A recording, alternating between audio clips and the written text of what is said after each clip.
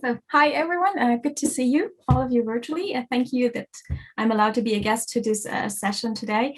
I'm responsible for the internationalization at the Zukunftskolleg, and in this function, I'm also responsible for the ZuConnect program. And the ZuConnect program I will quickly introduce because Krizler and Vishwanath are actually part of this ZuConnect program. And it is a quite new program. We've just launched or finalized the third call of applications, and it's a supporting tool for early career researchers from Africa, Asia, and Latin America. That is, we support PhDs in their final phase when they're submitted their thesis or shortly before they submit their thesis, and postdoc in their first years after they finish their thesis or finalize their PhD. And for those fellows, we have like a 12-month fellowship. It's a virtual fellowship in the majority of its part in the affiliation to the university. And then they come on campus for 3 to 4 months, usually as a cohort. And then they have the opportunity to build some research networks at the university, get to know the landscape, the research landscape of the University of Konstanz. And they can do this while they're keeping their ties to their universities at home. So they usually have a double affiliation at their home institution and with the Zukunftskolleg. And of course, those fellows also have strong connections with the local host at all departments, and of course also at the cluster, as we see with Krizler and Vishwanath. We usually have 4 to 5 fellows every year, and we have an open call for application every autumn. You will also get the new call as soon as it's out in October, November-ish.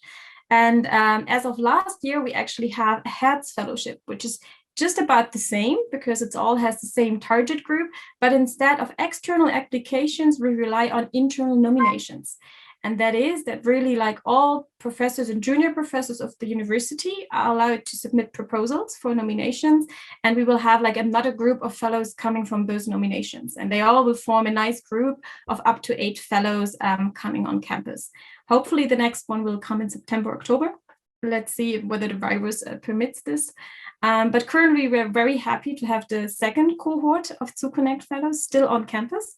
And Vishwanath and Krizler are part of this wonderful group, which has greatly stimulated our interdisciplinary and intercultural talks at the Zukunftskolleg. And I'm still very happy that they're here and happy to present them now. And I start with Krizler because he will have the first talk. So Krizler is a PhD candidate in ecology at the Center of Integrative Conservation at the Chinese Academy of Sciences. He has received his BA in biology at the University of Stefan Mindanao in 2013, before he actually moved to the Chinese Academy of Sciences to do his master in ecology there. He has received numerous awards during his studies and has an impressive publication record, especially for this early stage of his career. His current training is on conversation biology, and I'm sure he will share some insights on this very shortly. And as he is focusing on developing scalable conversation priorities to protect bats and their habitats in the Pacific, but also across the globe and the tropics. He also led the Dark Sites Initiative, which is a collaborative project that aims to database bat canvases on all regions and to develop effective and comparative conservation. And he will surely present that in a second. But before that, I also would like to introduce Vishwanath. So Vishwanath Varma is a postdoctoral fellow at the Social Cognition Lab at the School of Natural Sciences and Engineering at the National Institute of Advanced Studies at Bangalore. And he also received his PhD 2018 in Bangalore, but from the Social Cognition Lab at the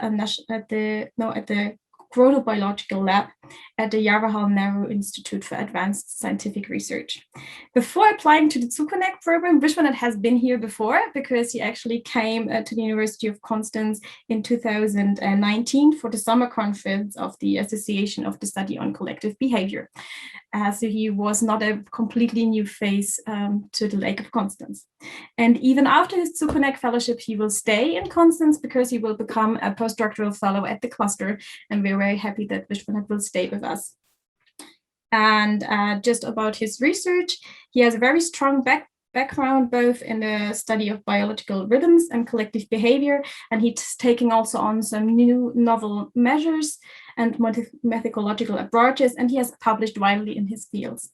His research interests include the timing of behavior, individual variation, social interaction, and group performances of ecological relevant tasks. And without further ado, I'm looking very much forward to Krizler's and Vishwanath's talks. Thank you. Thank you, Daniela. So should I wait? Let's share my screen. Thank you, Daniela, for that very warm introduction, and good morning, everyone. And once again, I'm Krizler, and I'm a Zukunftsverlag Fellow for 4 months here in the University of Konstanz. And today, I would like to present to you some of my work from my PhD back in my home institution, and some of the ideas and projects that I developed while I'm a Zukunftsverlag Fellow. So without further ado, I would like to start my presentation on my work on understanding priorities for cave-dwelling bats in a changing world. So I think everyone is familiar that we are facing different ecological changes at present time. So our home planet Earth is being forced to change significantly as a result of extensive human alterations such as land use changes and excessive use of natural resources. So scientists and policymakers are in consensus that we are entering the sixth mass extinction with an accelerating rate of extinction higher than what is projected. Therefore, it is core in applied conservation biology to identify species and ecosystems at risk that needs urgent attention. However, achieving effective balance and long-term conservation is often challenged by many factors. So one of that is limited resources and allocation for conducting research to generate baseline evidences, and the capacity to implement conservation actions on ground, especially on the global south.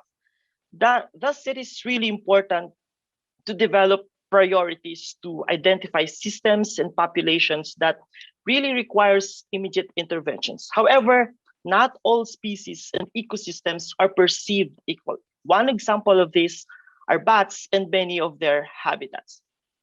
So many bat species are threatened by various threats and human impacts, coupled with changing environment. So these are among the key drivers why we have many species decline around the world. In Southeast Asia, for example, it is projected that we have at least 171 bat species to be affected by climate change coupled with land use change in the next 50 years.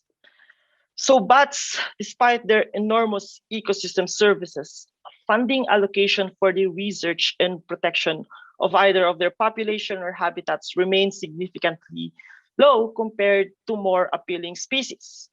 While they perform many functions, funding and attention remains low. Take a look, for example, in our recent review, we found that large bat species such as flying foxes and medium fruit bats are more efficient seed dispersers in long distances compared to other taxonomic groups such as primates and elephants. Yet, these groups still receive so much funding compared to bats. So conservation funding is often based on charismatic taxa, such as those megafauna, and is sometimes not the best representative to entirely protect a community or large fraction of species. This practice is leaving behind many important and critical ecosystems, including large fraction of bat species around the world. And it is essential that we highlight bat priorities, especially in national scale. So my work is focused on caves and underground habitats. So I'm focused on bats that are dwelling in caves and subterranean ecosystems. So among Earth's ecosystem, caves and underground ecosystem covers around 20% of land surface, but are often underrated despite it contains many unique and endemic species. For example, in Chinese cave alone, many other tropical Southeast Asian caves, there's an estimated of at least 90% of the described species are new to science or endemic in a single cave. However, many cave ecosystems still lack systematic studies and conservation attention in many regions.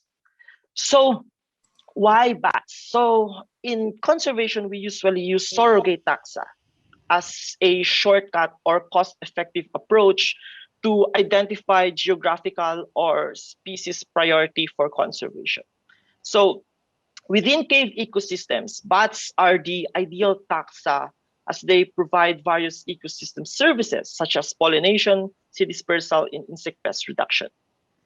In return, when they return back to caves, bats are considered as keystone species as they provide energy from the outside to the inside in the form of their guano or their urine that is important for many cave-dependent species such as macroinvertebrates or other vertebrate species.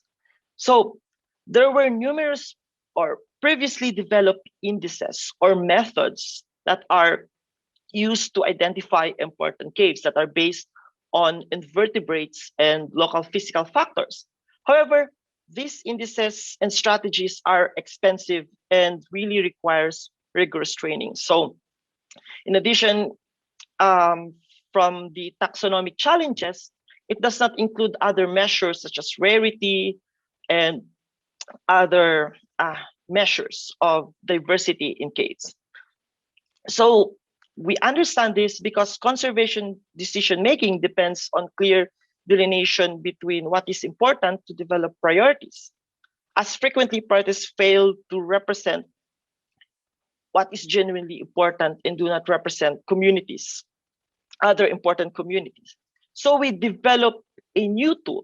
So we call this a new tool to balance conservation and decision-making. We developed this, what we call the Bat Cave Vulnerability Index. The index is ideal for rapid assessment to identify bat cave priority for conservation. This is a holistic tool that encompasses both species diversity, landscape features, and threats. So this is an easy to use tool because we try to make it simple and applicable for ground application. So this is holistic, user-friendly, open, and accessible.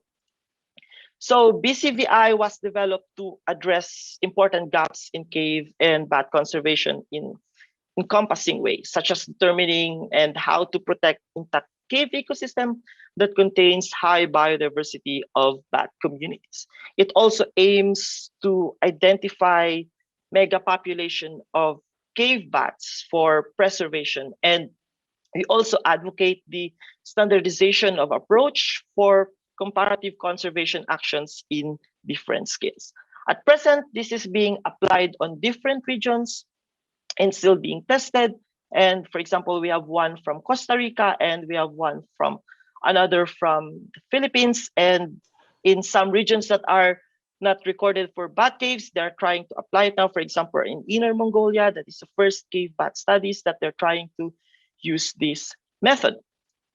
So recently, scientists warning on the conservation of subterranean ecosystems recommended the use of BCVI in prioritizing high biotic caves with sensitive population. So this prompts us to develop our next project to map important bat caves in global scale. The original plan of the BCVI was actually just a tool, but with this scientist warning, we are encouraged to expand our work and applying our framework in a larger scale. But first, we need to create a baseline because bat cave data is not existing until recently. First, we created a baseline for cave-dwelling bats across the world, and we call it the Dark Side S1 project, or a global dataset for bats in biodiversity arcs in caves. This is a collaborative and open access database aiming to collating and synthesizing publicly available dataset of cave-dwelling bats. And the database has wide application in bat research, particularly towards advancing comparative prioritization and monitoring. So this is still an ongoing work. We're still trying to finalize our database. And currently, we have 30 plus, I think we have 40 plus collaborators, and we have 7,000 occurrence data for 402 species, representing 59% of all cave-dwelling bats.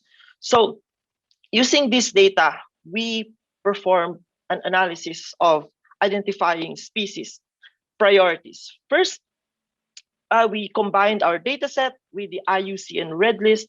So our analysis showed that almost half of all bat species around the globe regularly use caves in any part of their life histories, with 32% that are endemic in a single country, and 15% are in threatened categories, and 12% are data deficient. So among biogeographical realms, though the neotropic is the most sampled region in terms of species richness, endemism and species irreplaceability is highest in the old world tropics that encompass from Australoceania, Indomalaya to the Palearctic and Afrotropical.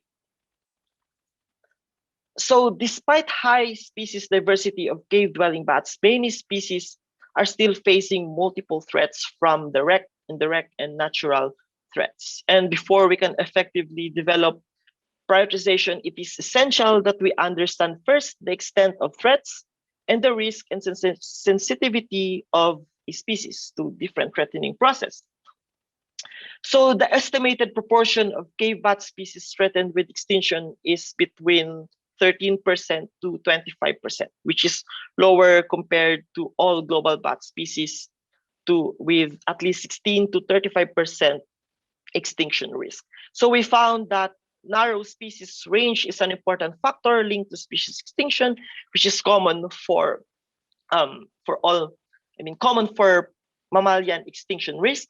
For example, island endemic species have higher extinction risk compared to those species in the mainlands. And this is the same patterns with those geopolitically endemic species or those that can be found in a single country only. So nearly 3/4 of cave-dwelling bat species are exposed to various threats, according to our combined analysis using different data sets. The proportion of direct and indirect threats differed regionally. So there are threats like hunting, which is more common in Indomalayan to the Afrotropic, and disease is more common in the Nearctic to some part of the Palearctic. So while natural threats such as changing climate and increased storm frequencies remain lacking, and we still need clear understanding of how these threats affect many species.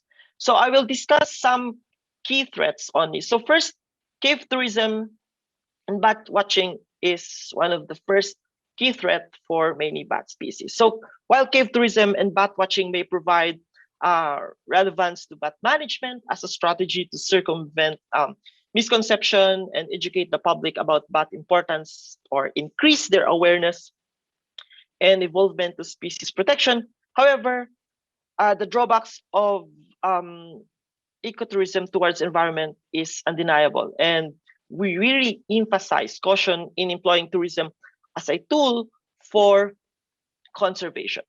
So example of negative impacts of cave tourism are indirect disturbance to roosting bats.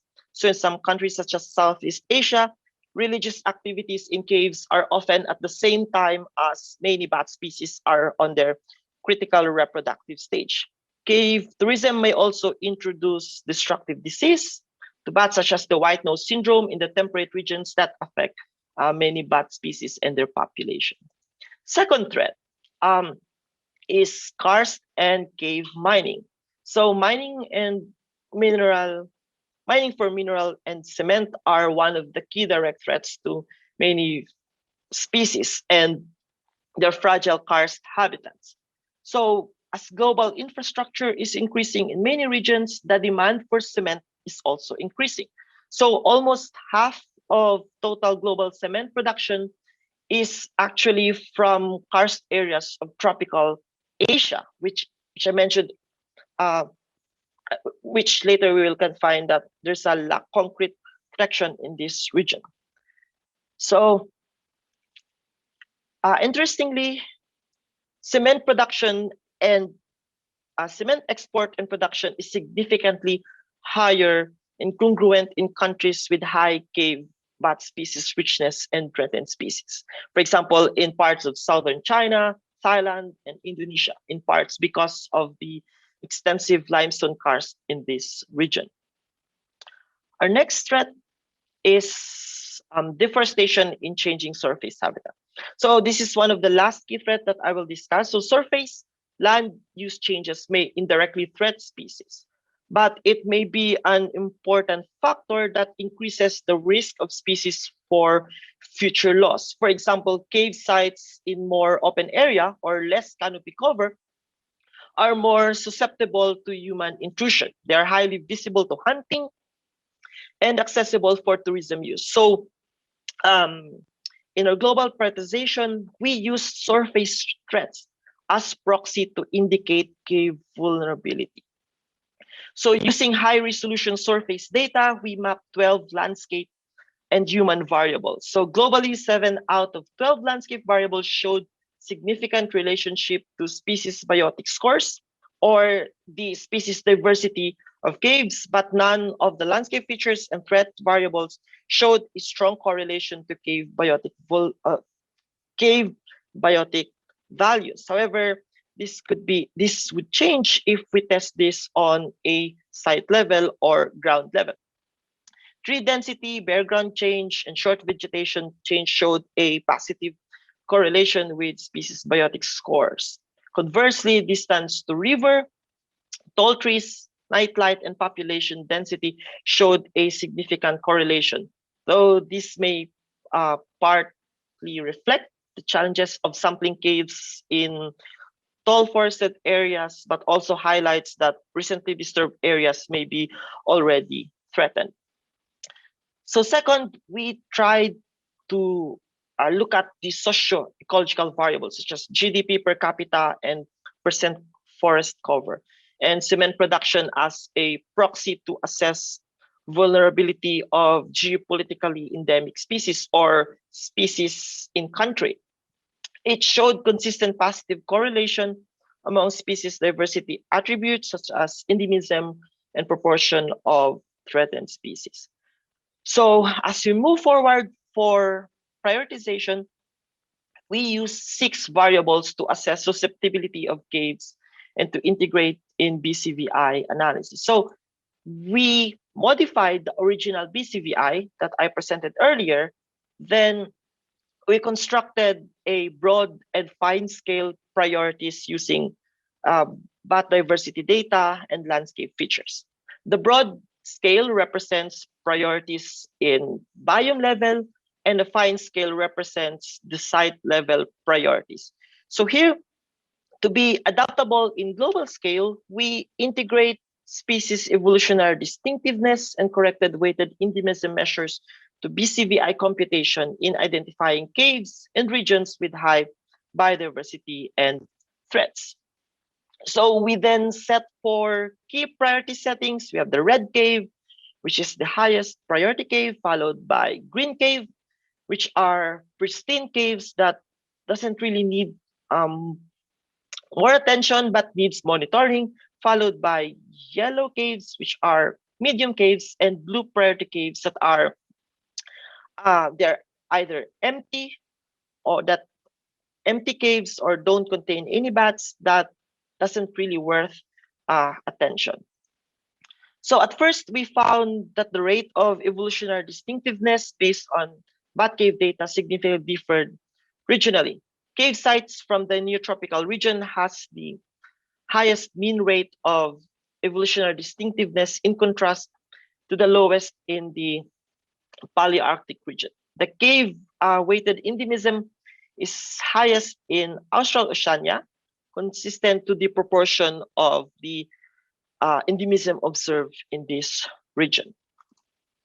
So our overall findings showed that most caves with lower threat levels show higher cave biotic potential, example, evolutionary distinctiveness and endemism.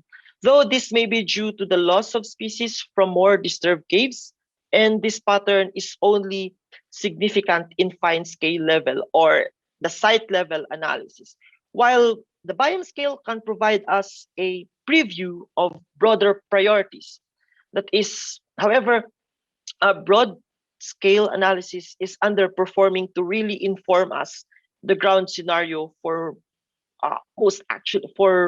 mostly biodiverse caves. So they don't really show us on ground. They don't really reflect the broad scale the priorities of caves on ground. So, for example, when we use BCVI indices on broad scale, we showed an even distribution of 95% of caves show high biotic vulnerability, but only 1% showed high biotic potential values. That is in contrast to fine scale BCVI, showing that there are more even distribution of high priority caves. So high priority caves or high vulnerable caves can mostly be found in the tropical realm.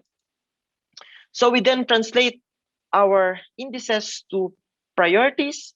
So we estimated an average of 15% of global caves fall in red priority level, with 3% to 28% representing high priorities in broad scale and fine scale respectively. So amongst all regions, the highest concentration of conservation priority are in Palearctic and tropical region, except Afrotropical, which still requires more intensive data. So we acknowledge that we have some caveats and gaps with our present work. While there's no single silver bullet to resolve all these challenges, our present work offers a first baseline evidence to prioritize a hard-to-map biodiversity hotspots, such as caves and subterranean ecosystems.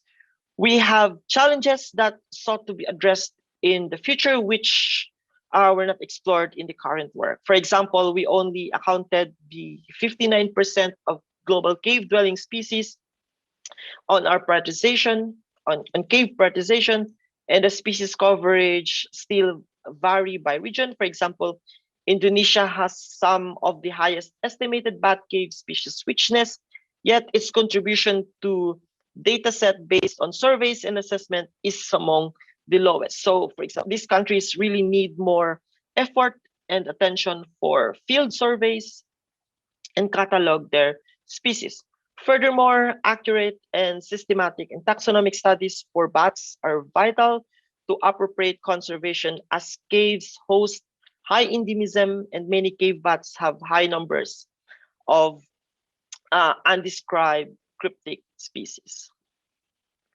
So for my synthesis and take-home message for this work, so caves and underground habitats are really important for nearly half of global bats. Still, large percentage of cave-dwelling bats are facing multiple threats in multiple dimensions, especially narrowly distributed species are at higher risk. So conservation effort around the globe are present, but effective and standardized priorities are still needed.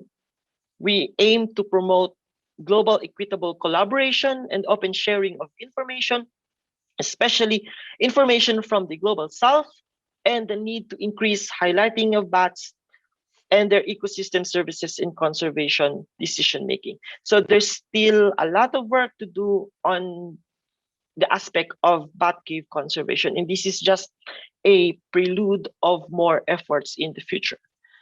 So for my Zuko project, this is one part of my PhD work. This is mapping the hunting risk and drivers of extinction in the old world bats. So this is my project that I proposed with the Zuko alongside with the cave dwelling bat project, and we are still working on this, but I will present some part of it.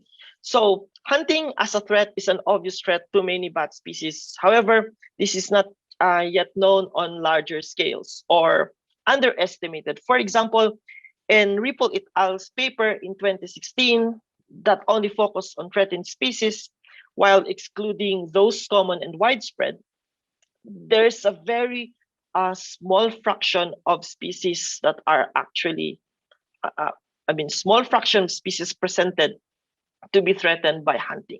But our evidence from the Philippines and other Southeast Asian country alone show that majority of the hunted species are actually those that are common and hyper abundant, or those that are widespread species, which are usually not included in protection policies or in most conservation synthesis. So developing a wide-scale assessment will enable us, will give us a clear understanding of the extent of species threatened by direct threats such as hunting and their projected extinction risk. So subsistence is the primary reason for hunting bats, but this can also be attributed to the lack of state policies that reinforce the protection of species from being hunted or harvested in massive amounts, especially those that are not classified as threatened. Such case may lead to what we call as passenger pigeon fiasco effects, or where a common and abundant species may become extinct as a result of continuous human activities such as hunting and food consumption, especially given that many species lack overarching legislative measures for protection. However, this is not yet known for larger scale. So we're trying to address this problem in our current work. So there are other species that are, for example, of a species that lacks a legislative protection is the Mauritian flying fox. Despite being endemic in the island of Mauritius and La Réunion, the government still continue to implement culling to reduce the population of this fantastic species. So other species that are also vulnerable to this are some species like hyperabundant species such as the Frugivorous Rusitus amplexicaudatus, and they're hunted by sacks by thousands of kilograms from caves in many areas of Southeast Asia for food and consumption. So I'm just presenting to you some preliminary results from what I did here and previously. So in our preliminary analysis, we found that at least 29 of 479 species from the Old World tropics are hunted for subsistence, medicine, and recreation. 44% of the hunted species are actually considered non-threatened species. But this number may increase if other families or other groups are included in the analysis, which I'm still currently working on. Then high species vulnerability and priority are detected in island species, with 52% of the small ranging island and non-threatened species are vulnerable to hunting. So bigger species are also at higher risk. That is quite obvious because they have more protein and they are easy to hunt. So we also found out that between hunted and non-hunted species, we found that hunting pressure is exacerbated by other threatening species. It means that their hunted species are also facing a lot of threats aside from hunting. So this may increase the risk from becoming extinct if hunting still continues.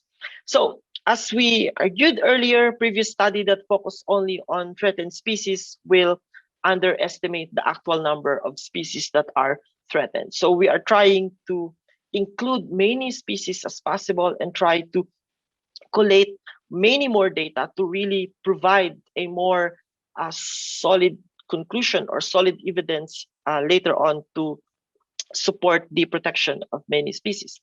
So my current work and future outlook. So our next goal, or my current goal, is to advance the analysis by including behavioral information such as clusteredness, or like how they aggregate, migration, diet, and other factors.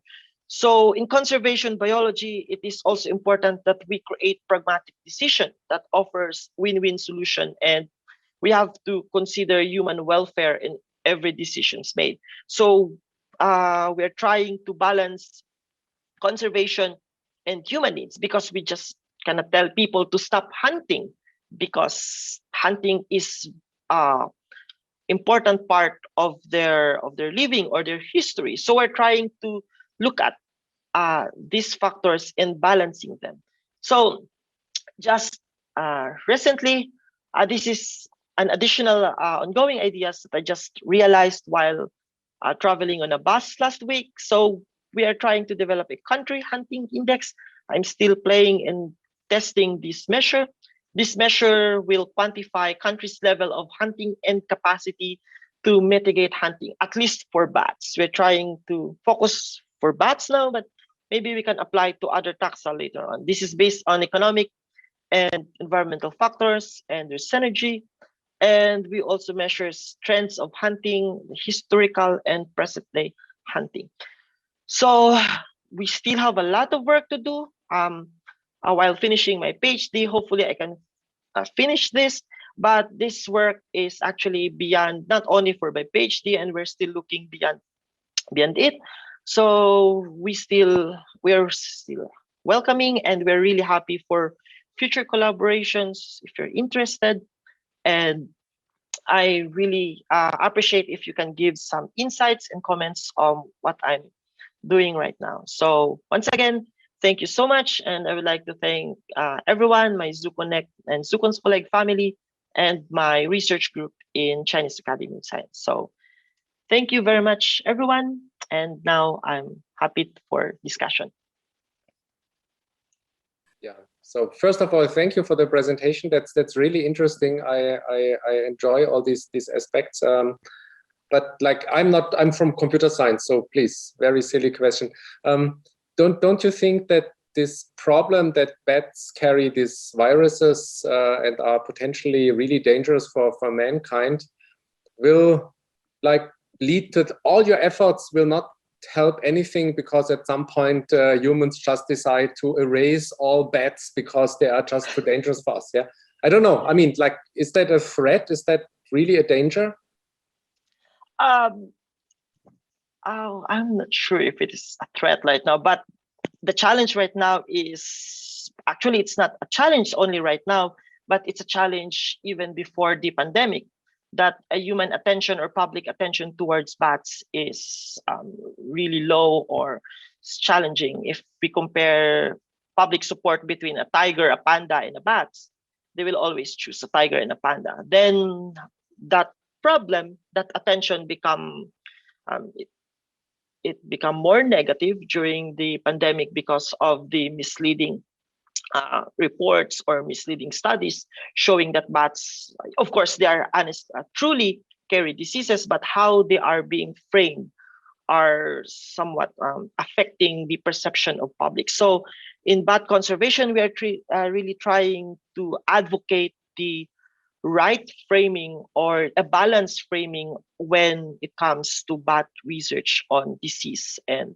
viruses. So hopefully we're trying our best to really mitigate this issue, especially on the post-COVID era. Hopefully we will experience the post-COVID era very soon.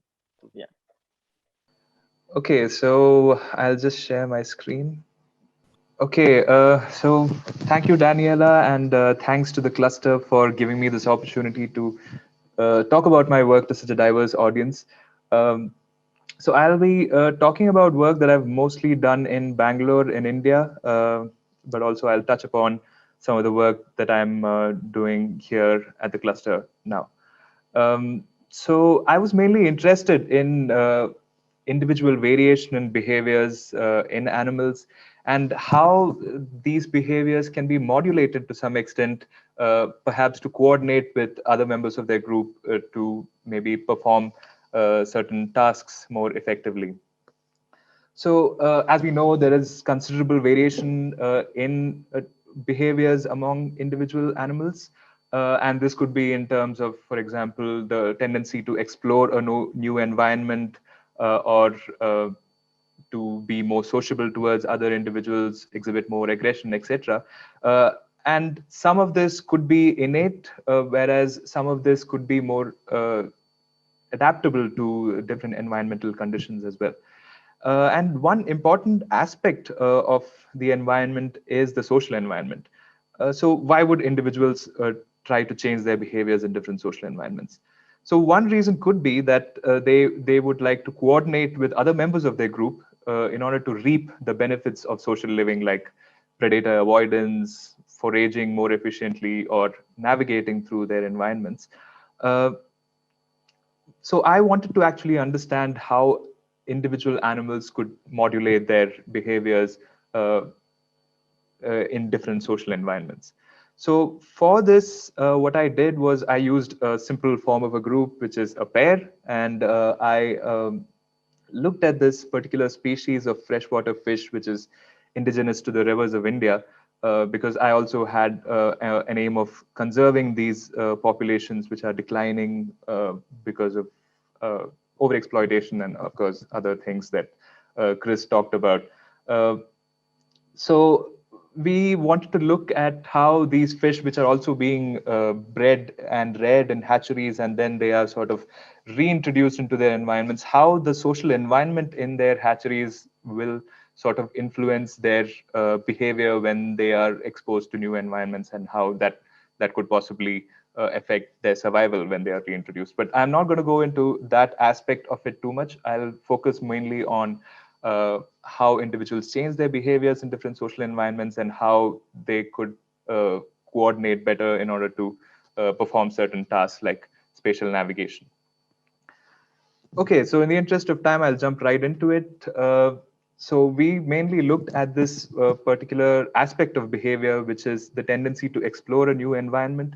So we introduce this fish into the setup where initially they are introduced into the shelter or a refuge area, and then they have the opportunity to pass through this gate and enter into a larger open area or a novel environment. So we measure the time that it takes for these individuals to enter this arena, and for the sake of brevity, we refer to this as boldness, but this could be a measure of risk-taking or exploration. But we refer to this basically as certain individuals which enter this open area sooner are referred to as bold individuals, and others which take a lot more time or do not even enter are referred to as shy individuals. So we know from previous studies on several species of fish, as well as in our species of fish, that many of these indicators are correlated, where you have exploring a new environment, how many times they go back and forth between these different gates, as well as the overall levels of activity that they exhibit are closely related with each other. But we wanted to know how these measures of their exploratory tendency could change as a result of their social environment. So for this, what we basically did was we grouped individuals with different partners. We basically paired bold individuals with other bold fish. We paired bold individuals with shy fish, or shy individuals with other shy partners. And we placed them in a enclosed space for a period of 15 days. And at the end of this 15 days, we separated these individuals and looked at how their tendency to explore a new environment had changed as a result of this pairing. So I'll jump to the results. So the y-axis here basically shows the change in boldness, or the change in the exploratory tendency. So negative values basically indicate that these individuals have become less bold or less exploratory compared to before they were paired with another individual, whereas the positive values suggest that they've become more exploratory as a result of pairing. So some patterns that you can see from this is one, there tends to be a convergence towards the intermediate. So bolder individuals tend to become less bold, whereas shy individuals become more bold.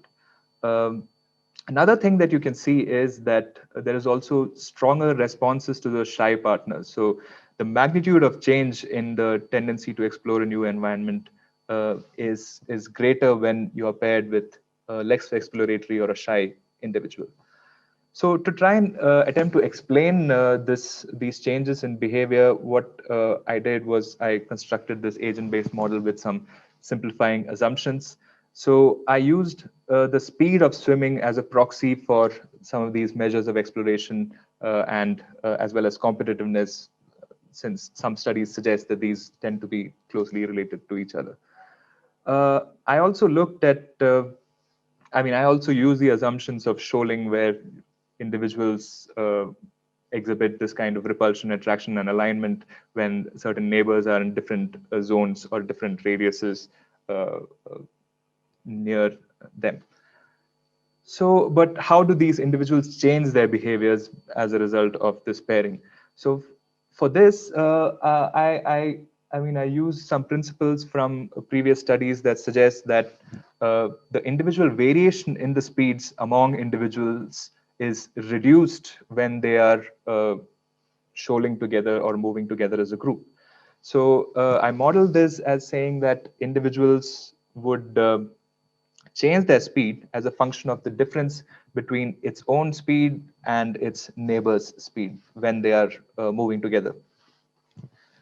Additionally, there is also some evidence that suggests that fish tend to become bolder when they are grouped with shy individuals or partners. So I model this as saying that if an individual views another a partner as or a neighbor as being less bold or being slower than them, then they would increase their own speed. So I ran some simulations of this model, and so on the bottom right corner, basically you can see the changes in the speed of these fish. So the red one is the faster one, and the green one is the slower one, and you can see that there is some sort of a convergence towards an intermediate value.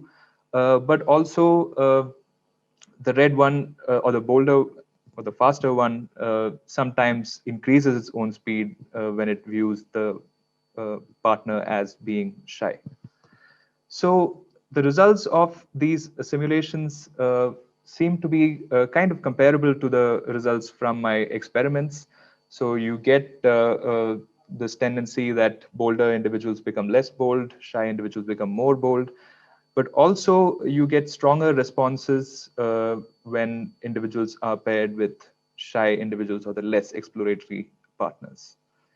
So, well, this was good in terms of, I was able to get some principles which I could incorporate into models to reproduce some of the outcomes of my experiments. But this could be potentially substantiated if I could actually show that during the pairing stage, the changes in the speeds or the changes um, in the behaviors of these individuals are similar to what I expect from my model.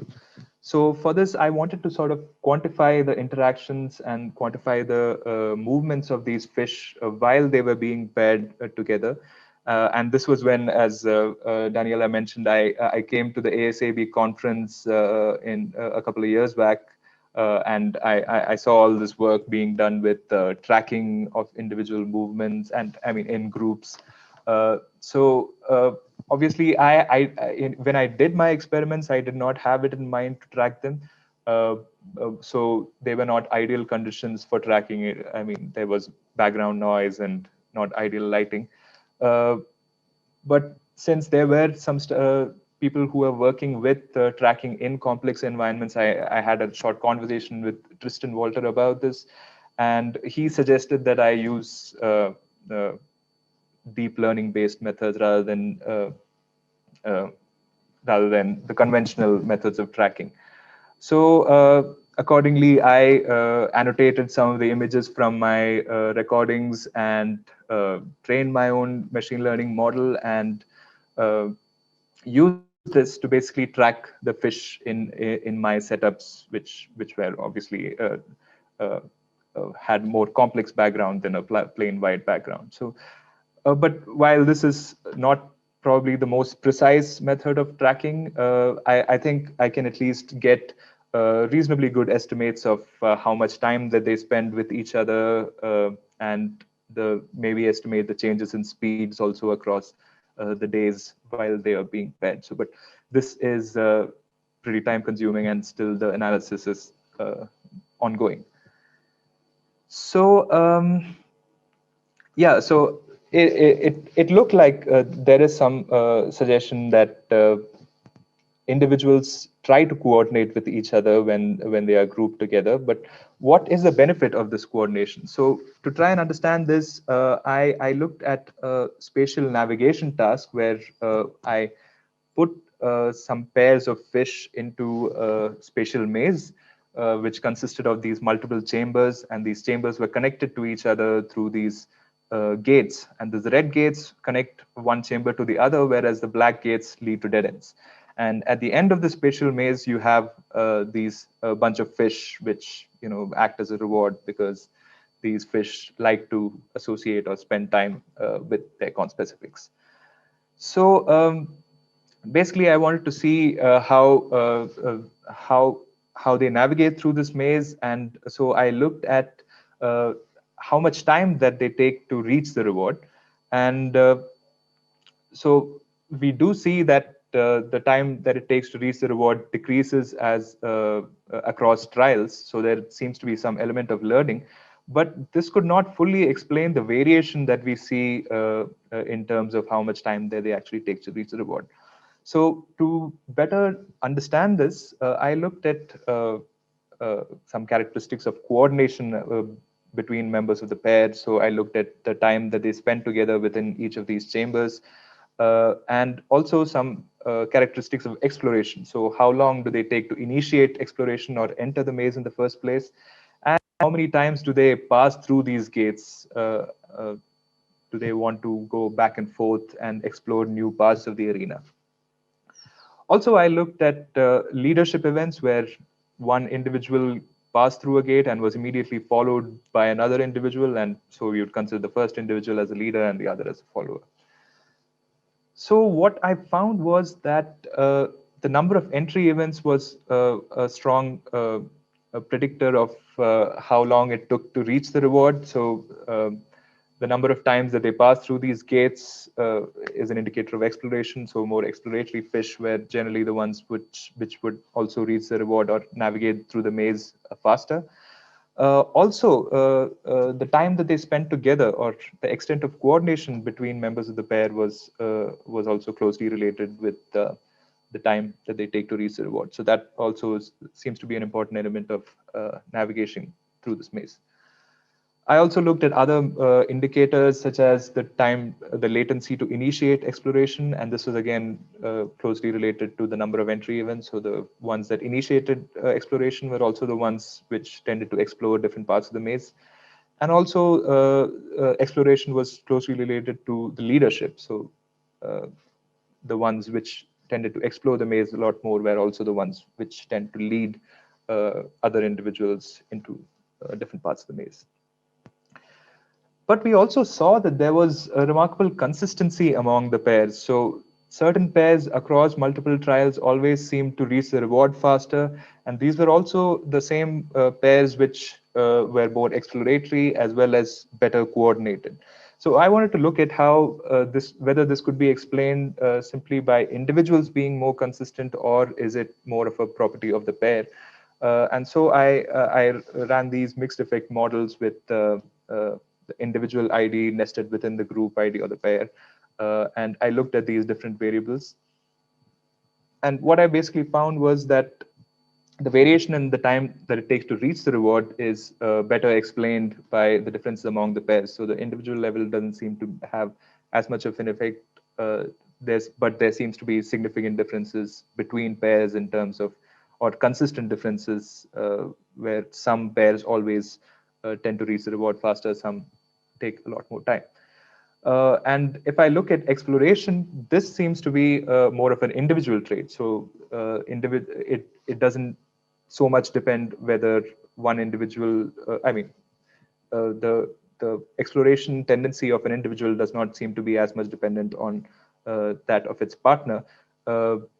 Whereas obviously the time spent together, or the cohesion within the group is more of a pair trait, which is again consistent across multiple trials.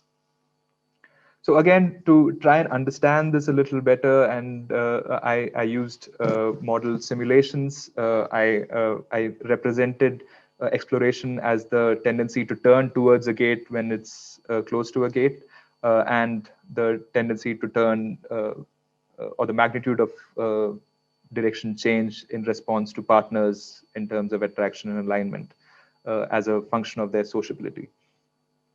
So I was able to sort of reproduce the kind of patterns where more exploratory individuals are also the ones which reach the reward or are able to navigate the maze faster. But I wasn't able to really get any relationship between the sociability or the social responsiveness and the ability to navigate the maze. So obviously there is some other role that the coordination between individuals is playing in actually navigating the maze.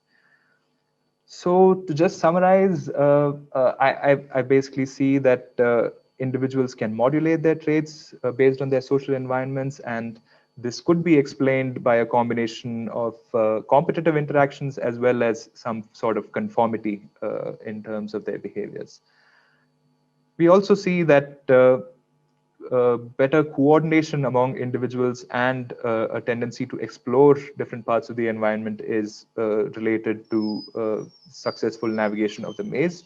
But there seems to be more consistency in terms of pairs, in terms of their cohesion or the time that they spend together, whereas exploratory tendency is more of an individual characteristic.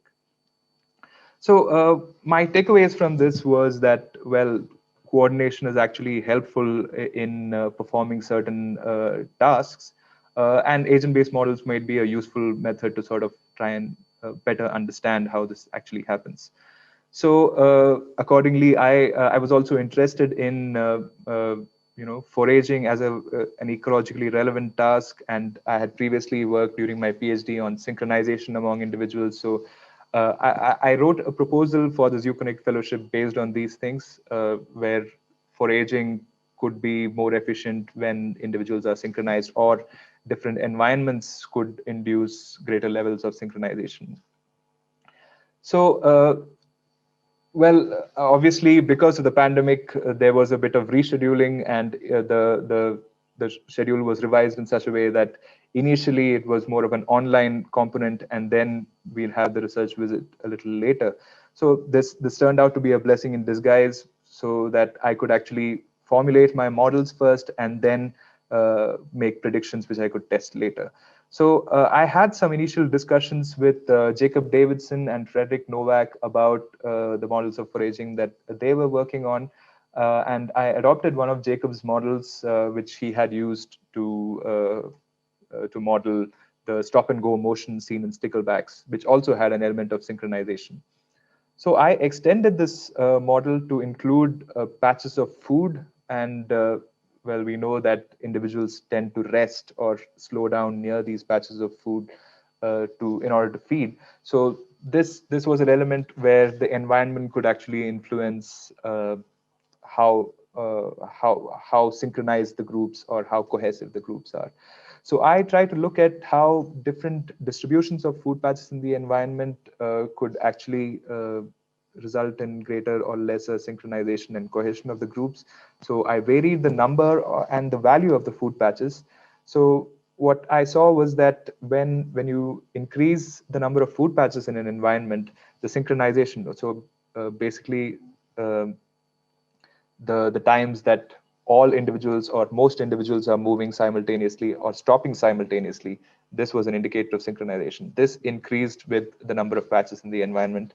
And similarly, the cohesion also of the group also improved with the greater number of patches. So the average neighbor distance reduced with greater number of patches. But when I looked at the value of the food patches, how how much they influence the change in the stop or go motion of these individuals, I did not see much of an effect of this on the overall synchronization of the group or the overall cohesion of the group. So then we want to then go beyond just the absolute value of the food patch and look at more of the nutritional composition of the food patch. And so we borrowed some of the principles from nutritional ecology, in particular the geometric framework of nutrition, whereby you have, patches which have uneven compositions of different nutrients like proteins. Some have high proteins and some have high carbohydrates or other nutrients. And this is similar to what you see in the natural environment, where it's not always even or not always what the individual animal wants. So in this model, we basically look at how the nutritional state of the individual, which we look at in two-dimensional or multi-dimensional nutrient space, how this gets closer to the nutritional intake target, which animals would like to be at. And if an individual samples a particular food and this food takes its nutritional state closer to its intake target, then this animal would rest at this patch and continue feeding at this patch, and at some point spontaneously start moving. Whereas if this nutritional state does not move closer to its intake target, then the locust the animal just continues moving. So we used a locust for this because we know a lot about their nutritional ecology, and also they also exhibit this kind of intermittent stop-start kind of movement pattern. So yeah, so I'm running some experiments on locusts right now, and obviously for getting acquainted with these locusts, Felix, Yannick, Yvonne were all very helpful, and also right now Annalena is helping me with these experiments, but also for setting up these arenas and the lights. I also had a lot of support from Angela and Aya. So, which brings me to the long list of people I have to thank. So obviously the National Institute of Advanced Studies in Bangalore, India, where I did most of the work involving fish, which was funded by the Department of Biotechnology and the Government of India through a fellowship. And this work was done mainly in the lab of Dr. Binoy, who was my advisor. But also there were a lot of master's and bachelor students who helped out. There was Jintu, Abhishek, another Abhishek, Preetam, Sari, Anupama. All of them were really helpful for doing some of these experiments. But to actually come here in the midst of this pandemic, the Welcome Center at the university was instrumental, of course, in close coordination with the central office at the Zukum's colleague, again, Daniela and others who have been really helpful in this. But also the cluster, and Ian in particular has been very supportive of my ideas and help me develop them even further. But also I have to say to get this project up and running off the ground, there were a lot of administrative and technical issues where Michael Mende, Dago, Johanna, Dominique, and Jamie, they were all really helpful for all of this. And of course, I should thank Alexandra for helping me sort of coordinate with the cluster to actually get the cluster grant, which is helping me extend my stay over here. So in all, I would say that, it is quite difficult to do a project in 3 or 4 months, but if you have a strong community, which is extremely supportive like you have here at the cluster, then it's not impossible. So thank you all, and I'd love to take some questions.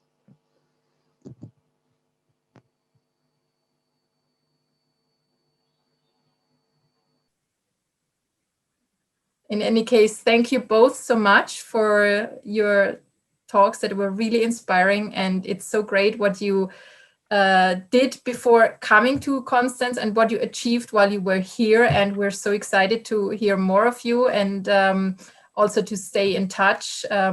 We know that we'll keep in touch with Vishwanath because he's continuing here, but also with Krizler. I'm very hopeful that we will have more continuing collaboration with you, and so the